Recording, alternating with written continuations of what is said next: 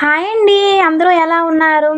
ఇప్పుడు మన వైజాగ్‌లో అక్కయ్యపాలెం రోడ్‌లో ఉన్న శ్రీ పుట్టబంగారమ్మ మరియు సుబ్రహ్మణ్యం స్వామి దేవాలయంలో 17వ వార్షికోత్సవ ఆహ్వానము చాలా అంటే చాలా ఘనంగా జరిగిందండి.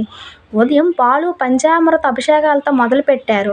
అలాగే ఉదయం 8 గంటల నుంచి శ్రీమాతలచే కుంకుమార్చన, మధ్యాహ్నం 12 గంటల నుంచి స్వామివారికి అన్నాభిషేకం, మధ్యాహ్నం 1 గంట నుంచి అన్న సంతర్పణ కార్యక్రమం. ఈ అన్న సంతర్పణ కార్యక్రమం చాలా అంటే చాలా ఘనంగా జరిగిందండి.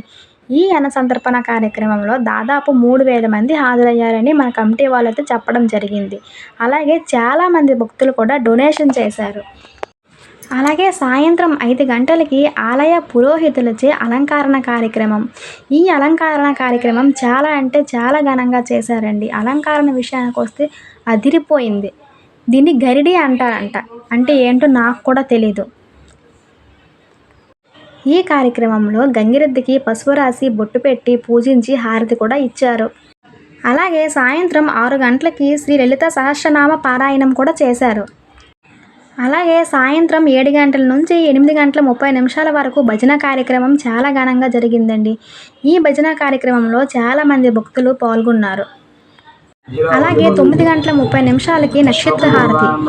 ఈ హారతి కార్యక్రమం మన చేతుల మీదే చేయించారు. ఈ హారతి కార్యక్రమం చూస్తే మనం చేసిన పాపాలన్నీ పోయి మంచి రోజులు వస్తాయంట. మన ఆరోగ్యాలు, ఐశ్వర్యాలు కూడా మనకు కలిసి వస్తాయంట. సుబ్రహ్మణ్యేశ్వర